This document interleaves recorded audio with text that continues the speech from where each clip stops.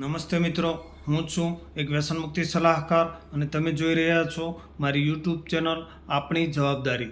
સૌપ્રથમ તો મારા તમામ સબસ્ક્રાઈબર મિત્રોને દીપાવલીના પાવન પર્વની હાર્દિક શુભકામનાઓ.